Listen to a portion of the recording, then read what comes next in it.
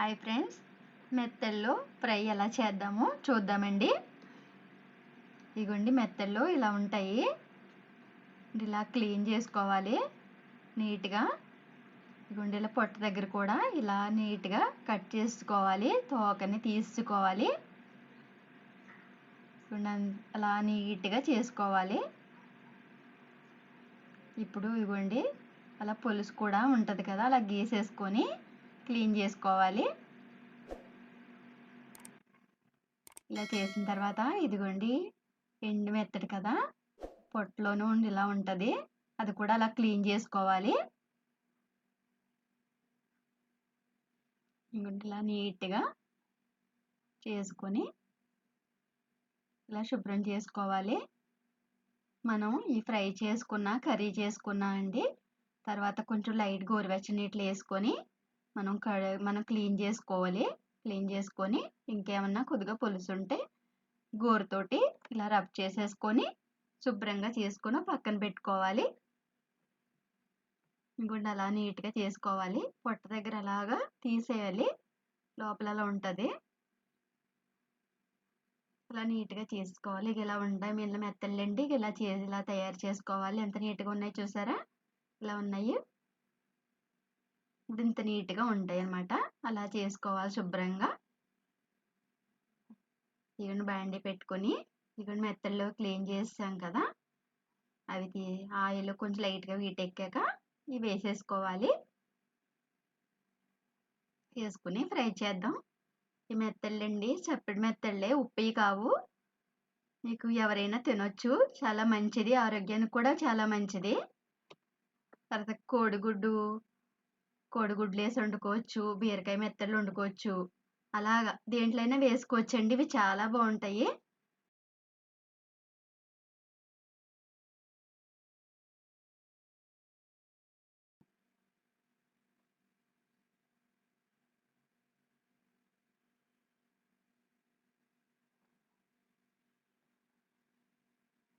అలా నీట్గా సిమ్లో పెట్టుకునండి, లైట్గా వేపుకోవాలి. పెద్ద మంట పెట్టకూడదు, సిమ్లో పెట్టుకుని జాగ్రత్తగా వేపుకోవాలి. ఇలా పసుపు వేసుకొని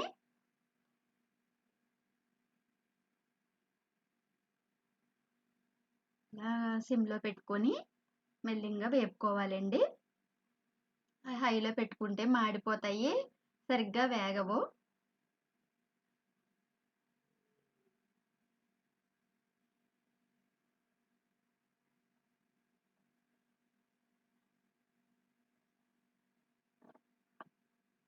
ఇలా బాగా వేపుకోవాలండి.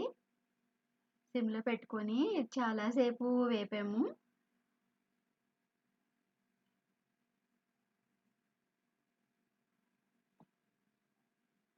హైలో అసలు పెట్టకూడదు, సిమ్లో పెట్టుకునే వేపుకోవాలి. ఎంతసేపు వేపినా అవి వేగితేనే తెలిసిపోతుందండి. ఇంకా అలా బాగా వేగనివ్వాలి.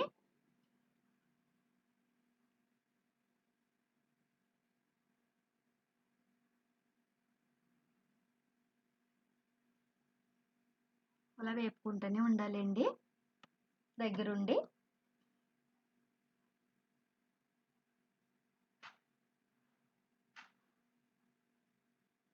కోడిగుడ్డు మెత్తళ్ళు అలా చాలా బాగుంటుందండి. కోడిగుడ్డు మెత్తళ్ళు కూడా బాగా వండుకోవచ్చు. ఇలాగా ఒకసారి మూత పెట్టేసుకొని ఒక 2 నిమిషాలు అలా ఉంచుదాము. ఇప్పుడు మూత తీసుకుని చూద్దామండి.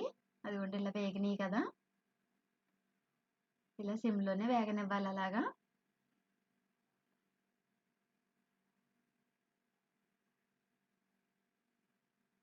ఇంతలా బాగా అలా వేపుకుంటే అండి కరకరలాడితే కూడా బాగుంటుంది.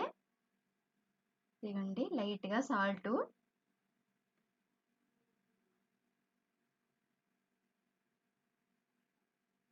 ఎంత పడుతుందో తగినంత అండి సాల్ట్ అది. ఇప్పుడు కారం, 2 స్పూన్ల కారం.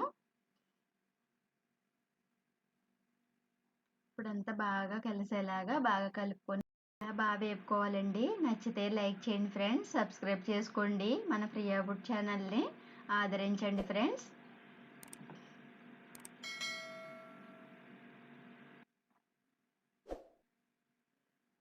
ఇలా బాగా వేగాక అలా గ్యాస్ కట్టేసుకుంటామేనండి. సిమ్లో పెట్టుకుని వేపాలి.